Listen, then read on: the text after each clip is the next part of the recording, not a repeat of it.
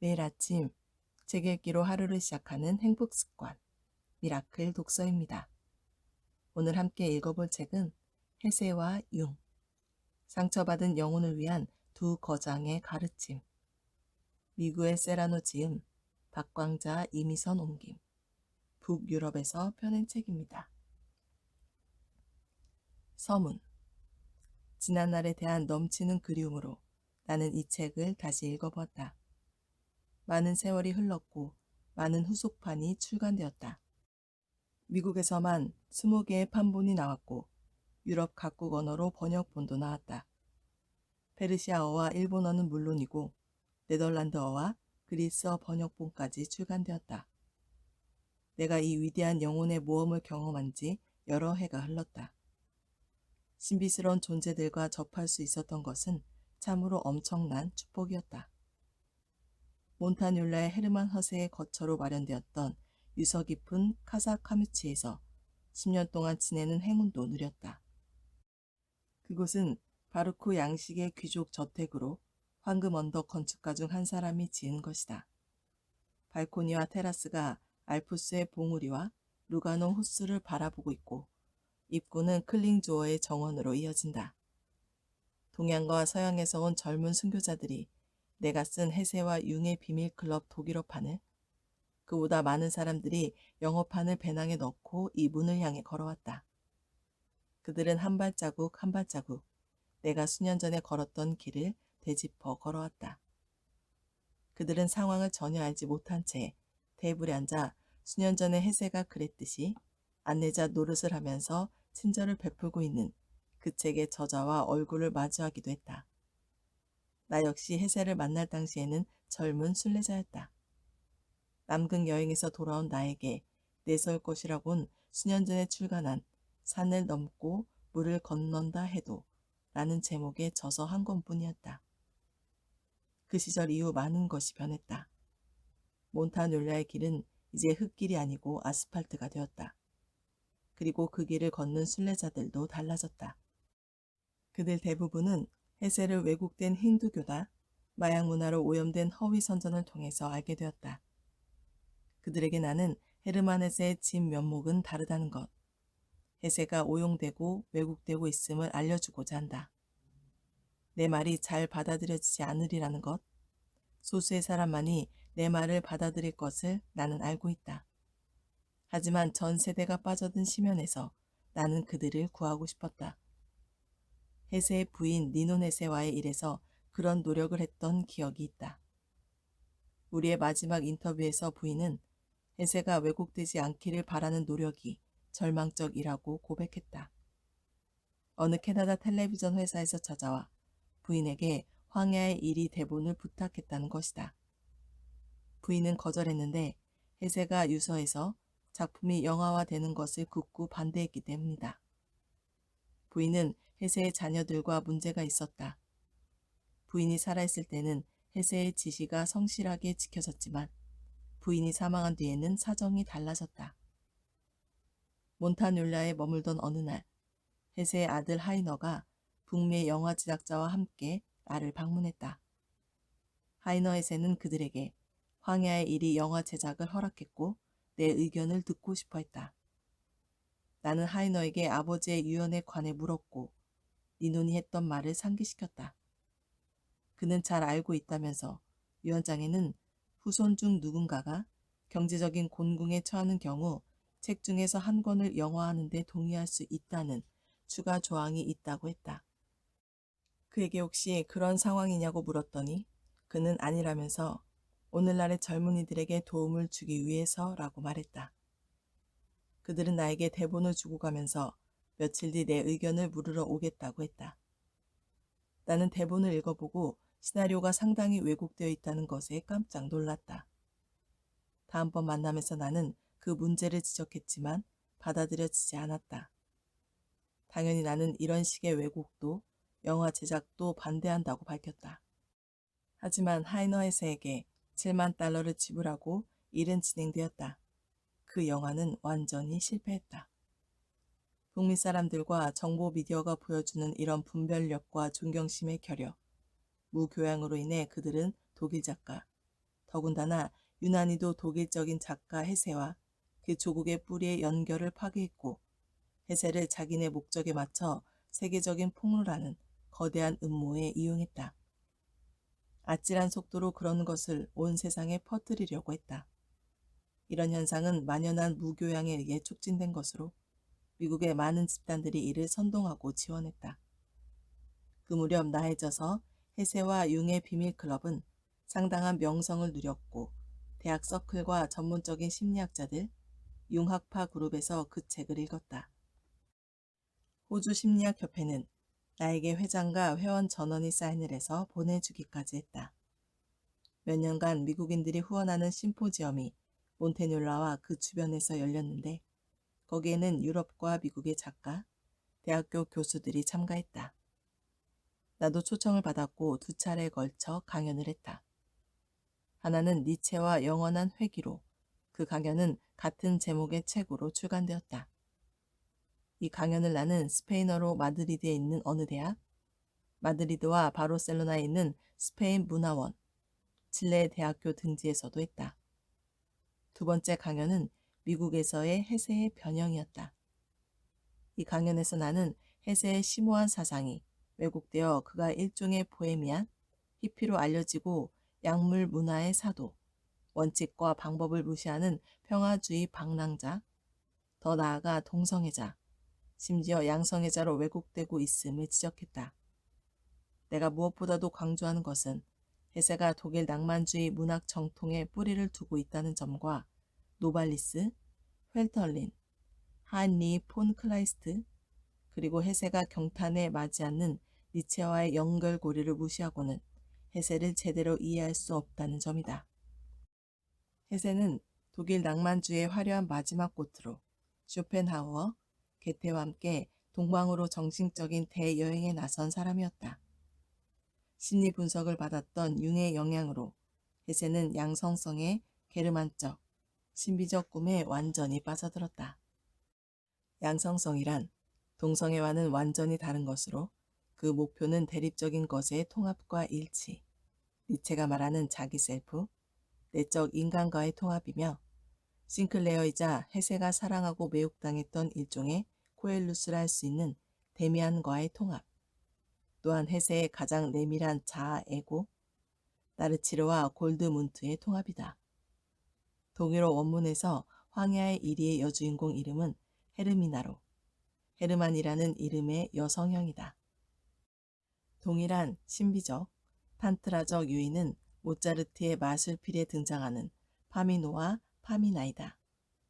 위대한 전통의 다른 독일인들과 마찬가지로 헤세는 모차르트와 바흐의 음악에 흠뻑 빠져 있었다. 헤세를 소비사회의 산물로 만들고 그를 통해 그런 사회의 재식과 교리를 넓히려는 사람들이 있었다.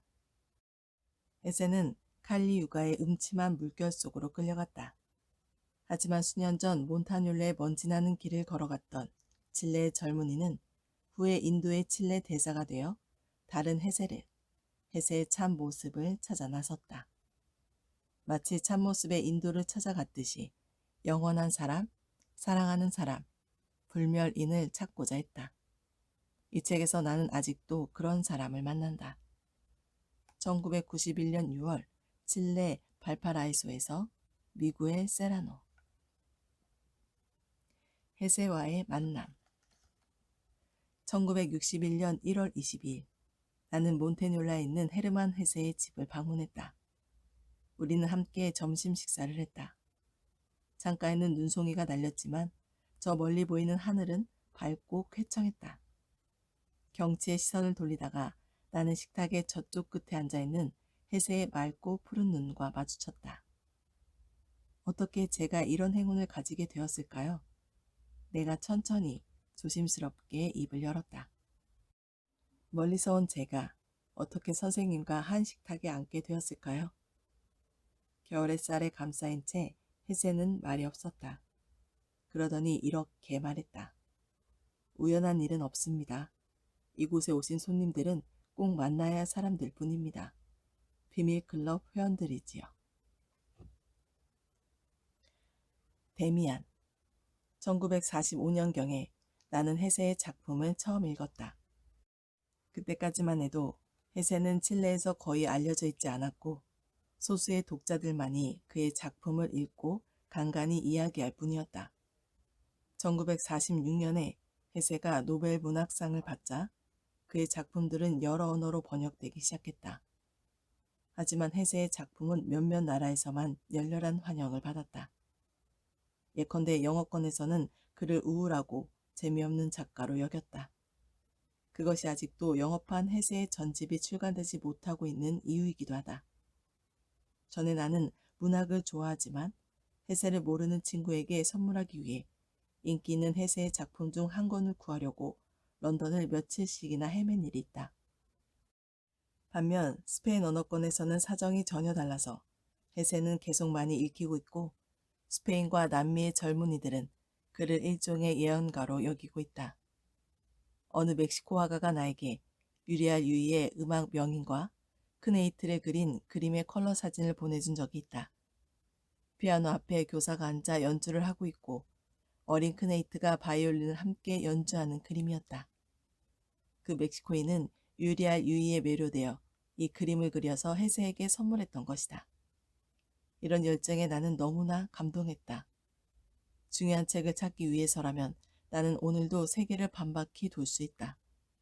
책이 손안에 들어오기만 기다리면서 책을 찾지도 열심히 읽지도 않는 오늘날의 열이 없는 젊은이들을 나는 이해할 수 없다. 책을 포기하느니 먹는 것을 포기할 것이다. 나는 책을 빌리는 법이 거의 없다. 책이 온전히 내 것이기를 원하고 낮이고 밤이고 나의 동반자가 되길 원하기 때문이다. 사람과 마찬가지로 책도 나름의 운명을 지니고 있는 것 같다. 책은 자기를 기다리는 사람에게 다가가서 딱 맞는 순간에 독자에게 나타난다. 그렇게 해서 생명 있는 원료로 만들어진 책은 저자가 세상을 떠난 후에도 오랫동안 빛을 발한다. 나의 첫 번째 해세책은 데미안이었다. 데미안은 나에게 깊은 인상을 주었고 이전에는 결코 느껴보지 못한 감흥으로 나를 채웠다. 내가 읽은 책은 스페인 언어판으로 아마도 많은 오류가 있었겠지만 나는 이 책에서 넘치는 마력과 힘을 느꼈다. 그 책을 헤세는 아직 젊은 시절에 바넨의 베레나우프 호텔에서 살면서 썼다. 온 마음을 다해서 쓴 이 작품은 수년이 흐른 지금도 생명력이 넘치고 강한 영향력을 지니고 있다. 데미안은 많은 사람에게 영향을 주었다. 많은 사람이 그의 힘과 평정심을 담고자 했다. 데미안을 읽고 난 후 나는 내 고향의 거리를 몇 시간 걸으면서 내가 새로 태어났음을 느꼈으며 내가 어떤 징표 혹은 메시지의 전달자 같이 느껴졌다. 헤세는 나뿐 아니라 모든 세대의 사람들에게 작가나 시인 이상의 존재였다. 그의 작품이 지닌 마법은 지난날 오직 종교만이 파고들던 세계를 깊숙이 파고들었다는 데 있다. 데미안 외에도 동방순례, 일기모음, 시타르타, 유리알 유희, 황야의 일이, 나르치스와 골드문트가 나에게 오래도록 깊은 감동을 남겼다. 데미안이라는 인물 자체는 육체적인 존재가 아니다. 주인공인 싱클레어와 분리될 수 없는 까닭이다. 데미안은 싱클레어 자신, 그의 깊은 자기, 우리의 심연에 내재하는 일종의 원형적인 인물이다.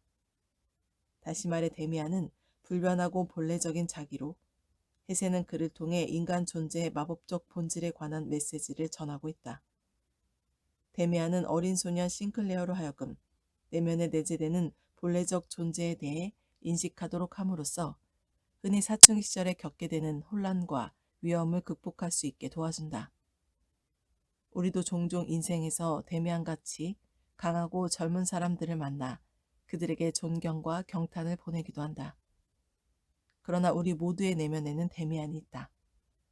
작품 결말에 야전병원의 침대 위에 누워있는 싱클레어에게 데미안이 나타나 키스하면서 이렇게 말한다. 잘 들어 싱클레어. 내가 필요하게 되더라도 내가 말을 타거나 기차를 타고 올 거라고 기대하지 마. 네 자신 속에서 나를 찾도록 해. 이 말을 헤세는 개인적인 엄청난 고통 가운데, 즉 전 유럽을 뒤덮은 전쟁 때문에 조국을 버리려 할 때 썼다. 대세 역시 데미안을 자신의 내면에서 찾아야만 했다. 이런 메시지가 책에 명확하게 기술되어 있지는 않다. 그보다는 마법적으로 암시되고 있다. 상징적 진실은 오직 직관을 통해서만 이해될 수 있다. 하지만 진실이 모습을 드러낼 때 그것은 당사자의 전 존재를 환하게 밝혀준다. 그것이 바로 수년 전에 내가 고향의 거리를 걸으며 새로운 어떤 것이 내 삶으로 들어왔음을 느낄 수 있었던 이유이기도 하다. 아브락삭스. 삶에는 빛뿐 아니라 그림자도 있다. 하지만 우리는 그렇게 받아들이지 않는다. 우리는 늘 빛과 높은 봉우리만을 향해 매진한다. 어린 시절부터 종교나 학교 교육을 통해 이상적인 세계에 부합하는 가치만이 우리에게 주어진다. 현실 삶의 그림자는 무시되고 서구의 기독교는 삶의 그런 면을 설명해 줄 만한 어떤 것도 우리에게 제시하지 못한다. 그래서 서구의 젊은이들은 현실에서 맞닥뜨리는 빛과 그림자의 혼재에 대처하지 못한다. 그들은 절대에 대한 그들의 선입견과 현존하는 실제를 이어줄 아무런 이음새도 갖고 있지 못하다. 그 결과 보편적인 상징들과 삶을 이어줄 연결고리가 끊긴 채로 분열이 발생한다.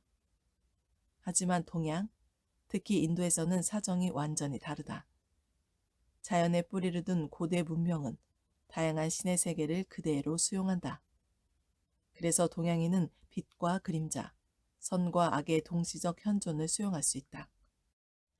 그들에게 절대적인 것은 없고 신도 무력하며 악마 역시 마찬가지이다.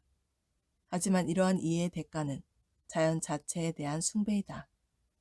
그 결과 힌두인들은 서양인보다 덜 개인화되었다. 그들은 결코 자연을 넘어서는 존재가 아니며 집단 영혼의 일부일 뿐이다. 서양의 기독교인이 오늘날 직면한 문제는 어떻게 개성을 잃지 않고 빛과 그림자, 신과 악마의 공존을 받아들일 수 있는가 하는 것이다. 그러기 위해서는 인격화된 그리스도 이전의 기독교, 그리스도 이래로도 지속적으로 활동하고 있는 신을 발견해야만 한다. 일찍이 공고년이 존재했고 지금 비록 우리 현대 문명에서는 깊은 바닷속에 가려지기는 했어도 여전히 존재하고 있는 아틀란티스의 구세주가 그런 신성에 해당된다고 할 수 있을 것이다. 신인 동시에 악마인 아블락삭스 역시 그런 신이다. 나는 아블락사스라는 이름을 데미안에서 처음 알게 되었지만 사실 아주 어려서부터 그 존재를 느끼고 있었다. 안데스 산맥 가운데에서 그리고 우리의 해안의 파도를 일으키는 태평양의 헤아릴 길 없는 심해에서 나는 그의 존재를 느꼈다. 이그니스 파투스. 불길에 내재하는 천국과 지옥의 불꽃은 거품을 일으키는 파도 속에서도 빛을 발하고 있었다. 아브락사스는 그리스도 훨씬 이전부터 존재했던 그노시스파의 신이다. 아블락사스는 아틀란티스의 그리스도와 비견될 수 있는데 아프리카의 원주민이나 칠레의 인디언들은 그를 다른 이름으로 부른다. 허르마네세는 아브락사스를 이렇게 말한다. 불을 들여다보고 구름을 바라보게. 예감이 떠오르고 자네 영혼 속에서 목소리들이 말하기 시작하면 곧바로 자신을 그 목소리에 맡기고 물어보지는 말게. 그것이 선생님이나 아버지 혹은 그 어떤 하나님의 마음에 들까 하고 묻지 말게. 그런 물음이 자신을 망치는 거야. 그러다가 길 위에 올라서고 화석이 되는 거야. 이봐, 싱클레어. 우리의 신은 아브락사스야. 그는 신이시며 사탄이지. 그는 안에 밝은 세계와 어두운 세계를 가지고 있어. 아브락사스는 자네의 생각에도 어떤 꿈에도 이 일을 제기하지 않아. 절대로 그것을 잊지 말게. 하지만 자네가 언젠가 나무랄 데 없는 정상인이 되면 그때는 아브락사스가 자네를 떠나. 그때는 그가 자네를 떠나서 그의 사상을 담아서 끓일 만한 새로운 그릇을 찾아간다네. 오늘날의 기독교인과 일반적인 서구 세계는 위기 상황에 처해 있는데 선택은 별로 희망적으로 보이지 않는다. 우리는 과거의 역사에서 보았던 어떤 묵시록적 재앙도 인간을 경시하여 우리 삶의 수준을 끝없이 하락시킨 동양의 비인간화의 길도 원치 않는다. 우리에게 주어진 유일한 가능성은 아마도 아브락삭스, 즉 우리가 외면과 내면, 우리 안의 빛과 깊은 그림자를 우리의 영혼에 투사하는 것, 두 세계의 결합이 순수한 원형과 만나게 되리라는 희망이 있다. 이 순수한 원형은 우리 안에 내재한 마치 아틀란티스처럼 긴 세월 동안 우리 의식의 바닷속 깊은 곳에 가라앉아 있던 신의 진짜 모습이다. 그런 의미에서 아브락사스는 총체적 인간이라고 할 수 있다. 나르치스, 골드문트, 시타르타. 헤세의 작품을 아는 사람에게 나르치스, 골드문트, 시타르타 같은 이름은 동일한 개념이다. 이들은 공통점을 가진 인물들로 헤세의 모든 작품은 동일한 모티브를 가지고 있다. 싱클레어와 데미안이 하나의 동일한 인물이듯 나르치스와 골드문트는 인간 내면의 두 가지 본질적인 성향, 즉 묵상과 행동을 나타낸다. 마찬가지로 시다르타와 고빈다 역시 서로 상반되는 특성, 즉 순응과 저항을 보여준다. 이런 성격은 우리 모두가 가지고 있는 것으로 우리는 자신을 사랑하지만 이웃에 대해서도 또한 자애롭다. 우리는 내향성과 외향성 사이에서 분열을 일으키고 있다. 유리아 유인은 사랑, 연민, 이해라는 주제를 가지고 있는데 헤세는 그것을 독일인들이 너무도 사랑하는 음악의 푸가와 아라베스크 형식에 담았다. 헤세의 사상은 힌두교와 중국의 도교, 선불교, 심지어는 수학에서 영향을 받은 것이다. 이 모든 것이 하나의 형식으로 용해되어 바흐의 푸가나 레오나르도 다빈치의 그림처럼 순수하다. 헤세를 처음 만났을 때 그는 골드문트보다는 나르치스처럼 보였다. 방랑 생활을 끝내고 그는 몬타뉴라에서 내면적인 노년의 삶을 살고 있었다. 그럼에도 삶이 다할 때까지 나르치스와 골드문트는 그의 내면에 존재하고 있었다. 당시 나 자신은 아직도 두 인물 사이에서 방황하고 있었는데 일종의 골드문트였다. 스타르타처럼 나 역시 여러 가지 이유에서 현자를 수차례 방문했다. 헤세를 처음 만나러 갔을 때 나는 배낭을 짊어지고 책 한 권을 들고 찾아갔다. 나는 젊었고 그때가 나의 첫 번째 해외여행이었다. 내가 스위스에 도착한 것은 1951년 6월이었는데 헤세의 거주지를 아는 사람은 거의 없었다. 한참을 수소문한 뒤에야 나는 그가 베른에 살고 있다는 말을 들었다. 그래서 나는 루가노로 갔고 거기서 카스타뇰라로 갔다. 버스를 타고 갔는데 헤세가 몬타뉴라에 살고 있다는 얘기를 듣게 되었다. 나는 다시 버스를 타고 눈 덮인 알프스 산맥과 루가노 호수가 눈앞에 펼쳐진 산속 마을로 향했다. 버스는 좁은 길을 올라가 목적지에 닿았다. 젊은 여성이 나와 함께 버스에서 내렸는데 나는 혹시 헤르만 헤세의 집을 아느냐고 물었다. 그러자 뜻밖에도 그녀가 자신이 바로 헤세 집의 가정부라면서 따라오라는 것이었다. 우리가 정원 입구에 도착했을 때는 이미 어두워지고 있었다. 정문 앞에는 방문 사절이라고 쓰여 있었다. 나는 키 큰 나무들 사이로 그녀를 따라갔다. 현관 앞에 서자 두 번째 명문이 눈에 들어왔다. 후에 나는 그 글이 옛 중국 성현의 말씀임을 알 수 있었다. 맹자의 말씀. 사람이 나이가 들어서 할 일을 다한 뒤에는 조용히 죽음과 친해져야 한다. 이제 그에게 사람은 필요 없다. 사람에 관해서는 잘 알고 있고 충분히 보아왔다. 그가 필요로 하는 것은 고요함이다. 그런 사람을 찾아가서 말을 걸고 잡담으로 괴롭히는 것은 현명하지 못하다. 그런 사람의 집 앞을 지나갈 때는 빈집을 지나갈 때처럼 그냥 지나치는 것이 좋다. 날이 너무 어두워 이 글을 읽기가 쉽지 않았다. 그녀가 현관으로 나를 데리고 들어가 어두운 골목에 있는 작은 테이블 앞에 의자를 내주면서 명함을 부탁했다. 나는 명함을 갖고 있지 않아서 내 책 산을 넘고 물을 건넌다 해도를 건네주었다. 그 책에 나는 특별히 헤르만 헤세를 위해 스페인어로 헌정사를 써가지고 갔다. 그녀가 사라졌고 나는 수도원 같은 분위기 속에 앉아 있었다. 그러자 옅은 백단향의 향내가 나는 것 같더니 문이 열렸다. 흰옷을 입은 호리호리한 사람이 어둠 속에서 나타났다. 해세였다. 나는 일어나 그를 따라 커다란 창문이 있는 방으로 들어갔다. 그제야 나는 그를 제대로 볼 수 있었다. 해세는 갸름한 얼굴에 밝고 빛나는 눈을 하고 있었다.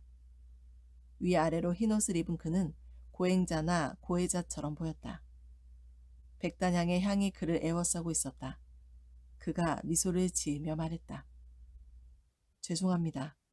마침 좋지 않은 때에 방문하셨습니다. 우리는 어제 휴가를 떠날 예정이었는데 아내가 그만 벌에 쏘여서 여행을 연기할 수밖에 없었죠. 여긴 지금 모든 게 뒤죽박죽입니다. 서재로 옮기는 것이 좋겠습니다.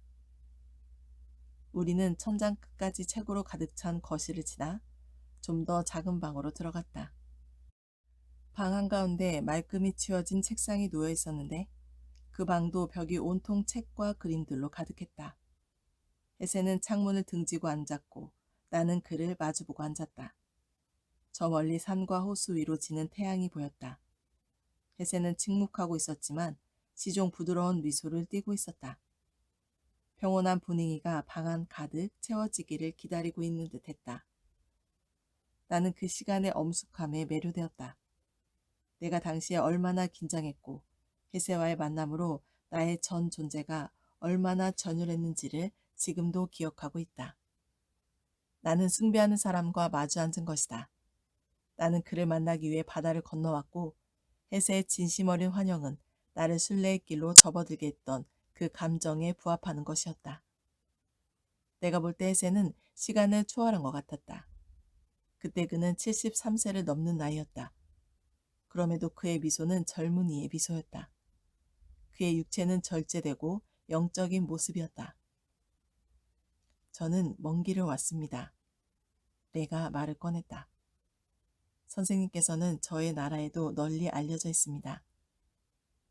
내 작품이 스페인 언어권에도 그렇게 많이 읽힌다니 놀랍습니다. 해세가 대답했다. 이따금 라틴 아메리카에서 편지가 옵니다. 새로 나온 번역서, 특히 유리알 유이를 어떻게 생각하는지 알고 싶습니다. 나는 유리알 유이에 관해 평소 생각했던 바를 이야기했고 나르치스와 골드문트의 스페인어 번역본이 원본의 정신과 정서를 잘 전달해주고 있는 것 같다고 말했다.